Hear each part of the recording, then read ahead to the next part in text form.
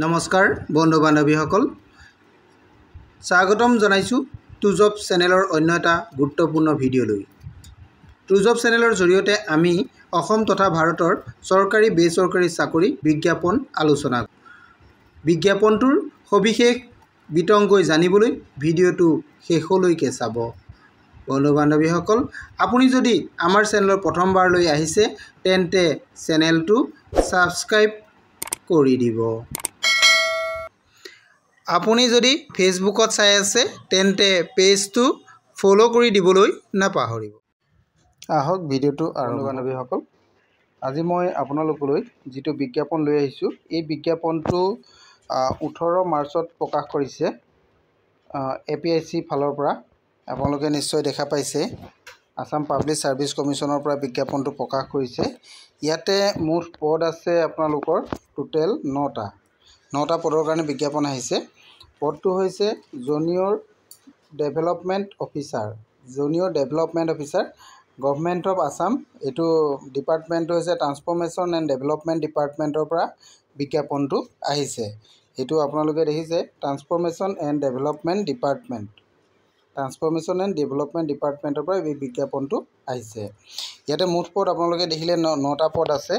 এই 9টা পদৰে কেটেগৰী ৱাইজত বিভিন্ন ধৰণৰ ভাগ আছে। অ'পেন কেটেগৰীত মুঠ পদ আছে 3টা, তাৰে এটা ওমেনৰ কাৰণে ৰিজাৰ্ভেশ্যন আছে। আৰু OBCত আছে 3টা পদ, তাৰে এটা ওমেনৰ কাৰণে দিয়া হৈছে।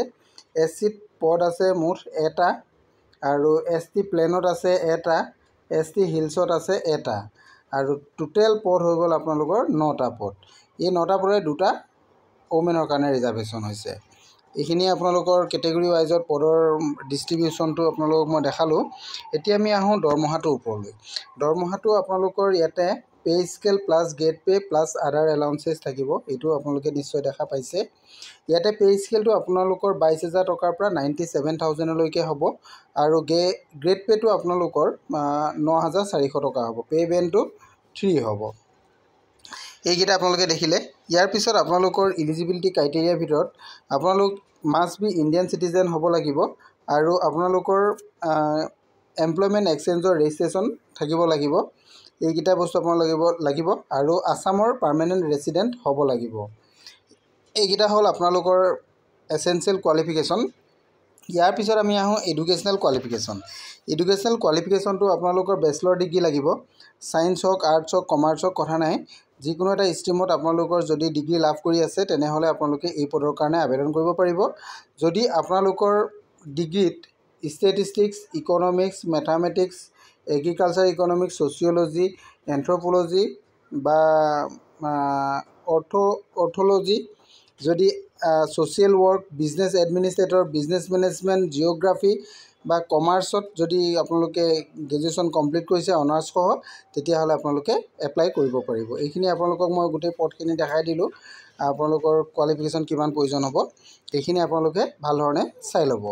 আৰু আপোনালোকৰ ইয়াতে বয়সৰ সীমাটোৰ কথা উল্লেখ আছে। বয়সটো আপোনালোকৰ 21 বছৰ ওপৰত হ'ব লাগিব, আৰু 38 বছৰ ভিতৰত হ'ব লাগিব।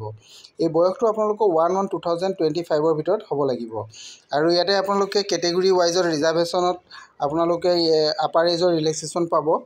যিসকল SC আৰু ST তেওঁলোকে 5 বছৰ পাব, আৰু যিসকল OBC আৰু MOBC তেওঁলোকে 3 বছৰ পাব, আৰু যিসকল এক্স ছাৰ্ভিচমেন আছে তেওঁলোকে 50 এজলৈকে এপ্লাই কৰিব পাৰিব।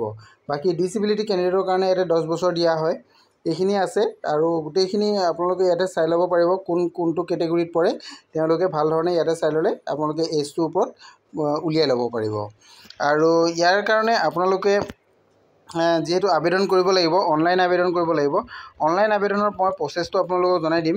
তাৰ আগতে আপোনালোকক এটা ইম্পৰ্টেণ্ট ডেট ক'ব বিচাৰিছোঁ যে আপোনালোকৰ এই পদকেইটাৰ কাৰণে আবেদন প্ৰক্ৰিয়াটো কেতিয়াৰ পৰা আৰম্ভ হ'ব। আবেদনটো আপোনালোকৰ 25 মাৰ্চৰ পৰা আৰম্ভ হ'ব, আৰু ক্ল'জিং ডেটটো হ'ব 24 এপ্ৰিল। 25 মাৰ্চৰ পৰা 24 এপ্ৰিলৰ ভিতৰত আপোনালোকে আবেদনটো কৰিব লাগিব অনলাইনত। আৰু ইয়াৰ কাৰণে যিটো ফিজ এটা আপোনালোকে এপ্লিকেশ্যন ফিজ পে'মেণ্ট কৰিব, এই পে'মেণ্টটো 26 এপ্ৰিলৰ ভিতৰত আপোনালোকে পে'মেণ্ট কৰিব লাগিব। আৰু আপোনালোকে যিটো পে'মেণ্ট কৰিব, পে'মেণ্ট ফিজটো মই আপোনালোকক দেখাই দিওঁ।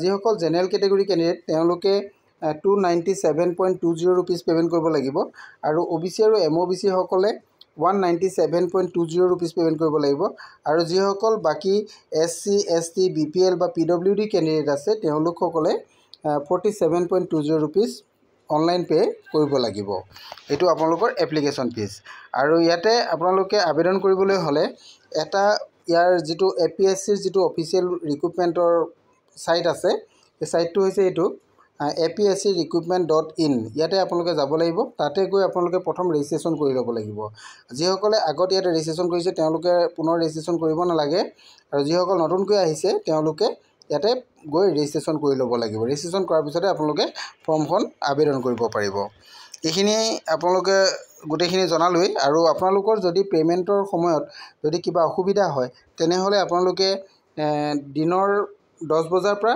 বিয়লি 6 বজাৰ ভিতৰত আপোনালোকে এই টোল ফ্ৰী নাম্বাৰত কন্টাক্ট কৰিব পাৰিব আৰু যদি কোনোবাই বুলে ইমেইল কৰো তেতিয়াহলে তেওঁলোকে ইমেইলও কৰিব পাৰিব এটো ইমেইল আইডি এটা দিয়া আছে তাতে আপোনালোকে কমপ্লেইন কৰিব পাৰিব এইখিনি আপোনালোকক জনালো ইয়াৰ সবিশেষ মই আপোনালোকক জনাই দিলো গুটেখিনি আৰু ইয়াৰ পিছৰ আপোনালোকৰ কেনে ধৰণৰ সিলেকশন হ'ব কোড সিলেকশন হ'ব এইখিনি কথাও আছে আপোনালোকৰ এক্সামিনেশনটো কোড হ'ব ইয়াৰে এক্সামিনেশন জুন সমূহ ইয়াতে দিয়া আছে আপোনালোকে চাই ল'ব পাৰিব অসমৰ শিলচৰ জুৰহাট নগাঁও তেজপুৰ কোকৰাঝাৰ গুৱাহাটী এই জায়গাত আছে ইয়াতে ডিস্ট্ৰিক্ট জোন বিলাক ভাগ কৰি দিয়া আছে আপোনালোকে চাই ল'ব পাৰিব আৰু বিজ্ঞাপনটো আপোনালোকে ল'ব হলে তেনেহলে আপোনালোকে APSC যেটো অফিশিয়াল ওয়েবসাইটত যাব তাৰ পৰা গৈ ডাইৰেক্ট আপোনালোকে বিজ্ঞাপনটো ডাউনলোড কৰি লৈ অবিশেষ চাব পাৰিব নহলে আপোনালোকে মোৰ ভিডিও শেষত কমেন্ট কৰিব মই আপোনালোকক দিবলৈ চেষ্টা কৰিম আজিলৈ মানে ভিডিওটো যদি ভাল লাগিছে তেনেহলে লাইক কমেন্ট শেয়াৰ কৰিবলৈ নেপাহৰিব থ্যাংক ইউ